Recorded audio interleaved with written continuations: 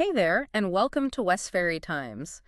We're doing a deep dive today into something pretty major that's officially fully in effect as of today, June 2nd, 2025. That's right. We're talking about the UK's big move to a digital-only immigration system, the eVisa. It basically means those physical documents, BRPs, EUSS cards, they're now history for proving status or travel. A really significant shift. Definitely. We've got a whole load of source material here covering this transition, all the ups and downs. And with me to help sort of navigate all this information is a leading immigration policy analyst. Really glad you could join us. Thanks for having me. It's certainly a timely and important topic. Absolutely. So our goal here, our mission for this deep dive is really to cut through all the noise in these different sources. We want to get clear on, what exactly is this a visa system? Okay. Why did the government say they did it? What were the sort of big problems that cropped up? Who's affected, especially thinking about employers here? And what do the sources suggest this all means going forward? And just a heads up for you listening, the material we've looked at, it really flags up some, well, pretty serious real-world consequences from how this rolled out. So stick with us. Okay, yeah, let's get into it.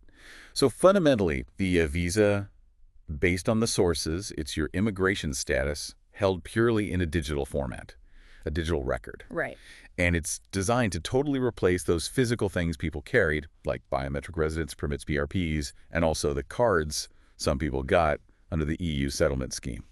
So no more panic about losing your wallet and your BRP with it, I suppose. Haha. Potentially one less thing to worry about, yes. The sources talk quite a bit about the government's reasons, the why behind this huge change. What did they really push as the main points? Well, the core arguments highlighted in the material really center on security and efficiency, streamlining things. Okay. The idea, according to the sources, is that a digital record, well, it can't be physically lost or stolen or, tampered with like a physical card maybe could be. Makes sense. But maybe more significantly, and this comes through in the sources, it allows for someone's immigration status to be updated almost instantly, in real time.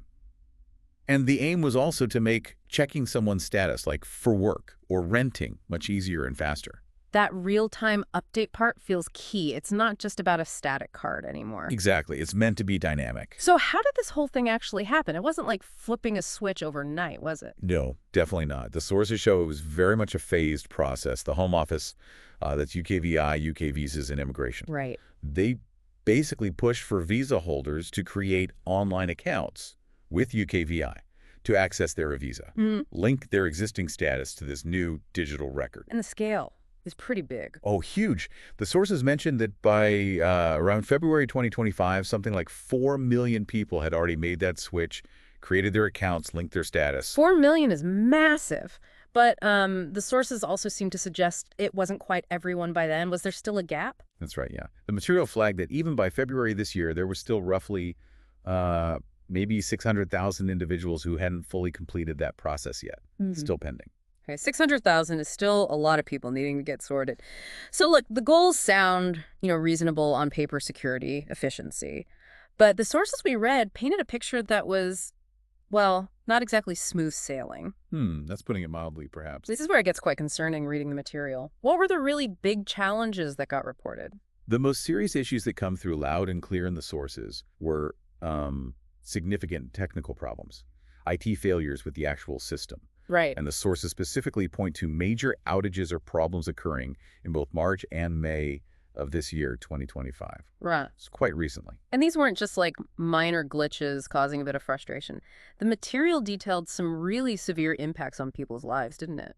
Absolutely. The sources are quite stark on this.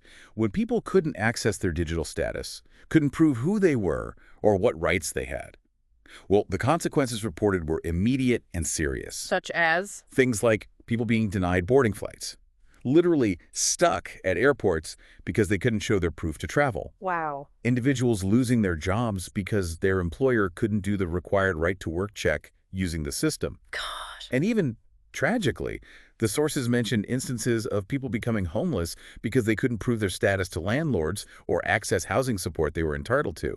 It really brings home the human impact when these essential digital systems fail. Yeah. Denied boarding, losing your job, homelessness, that really hits hard. It shows just how critical the system is for people's basic security. It really does. So faced with these kinds of, frankly, awful problems.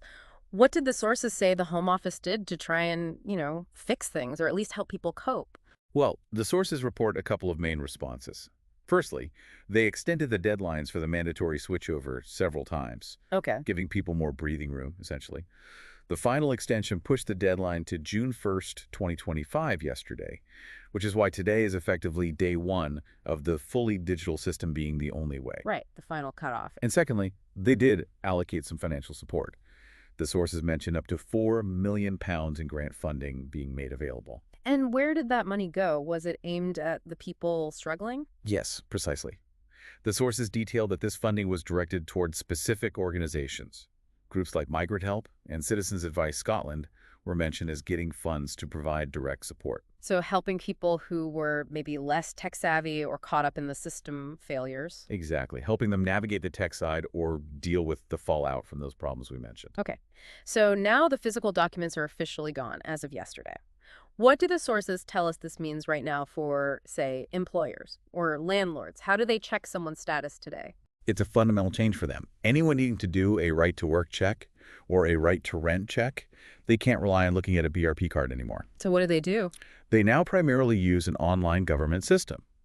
The sources consistently refer to it as the View and Prove service. View and prove. Okay, how does that actually work in practice? Say I'm an employer. The way the material explains it is, the individual, the employee or tenant, logs into their own UKVI online account. Okay.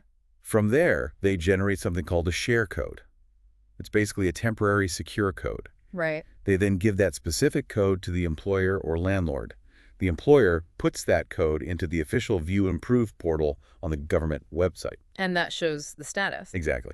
It connects directly to the Home Office records in real time and shows the employer whether that person has the right to work and any restrictions maybe. So, theoretically at least, that sounds like it could be more reliable.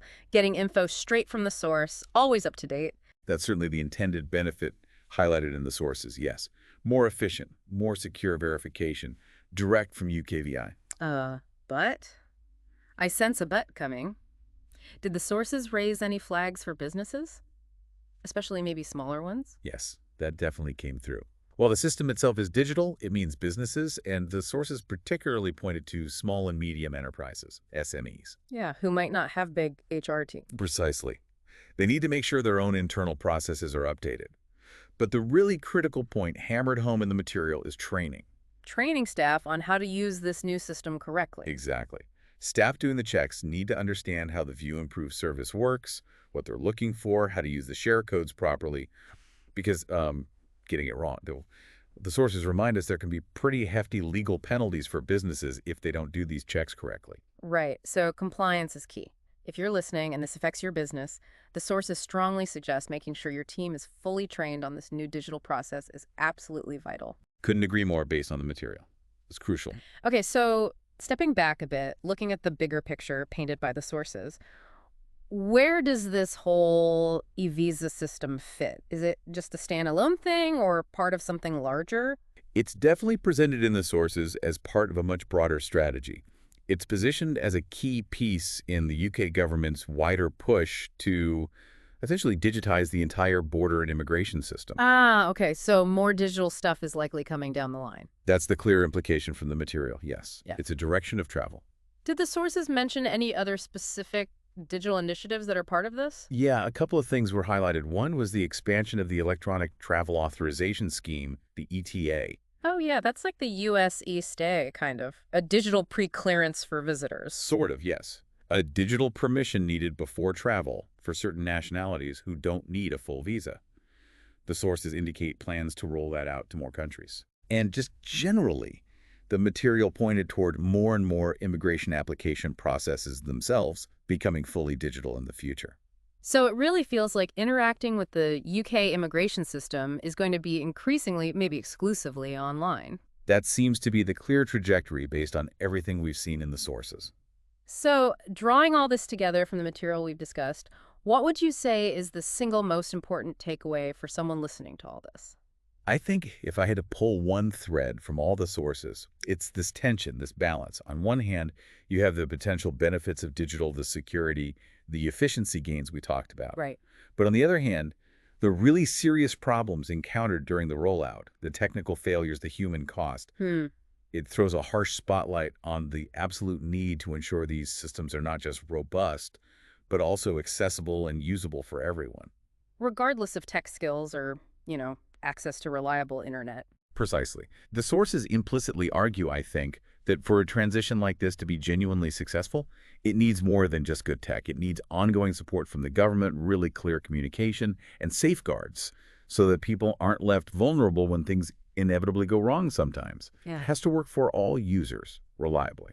That point about equitable access and having robust backup plans feels so critical, especially after hearing about people losing jobs or housing. Mm-mm. Okay, so we've covered a lot. We've looked at what the eVisa is, the government's stated rationale, the really significant challenges that the sources detail, the support efforts put in place, and the big changes for employers using that View Improve system. And we've tried to place it in that wider context of the UK's digital border plans Yeah. based on the material provided. Yeah. So for you listening, maybe here's a final thought to chew on sparked by these sources.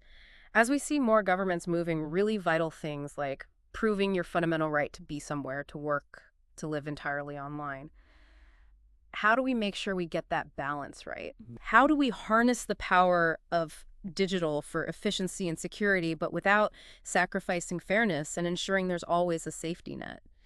Making sure that a tech glitch doesn't translate into a human catastrophe.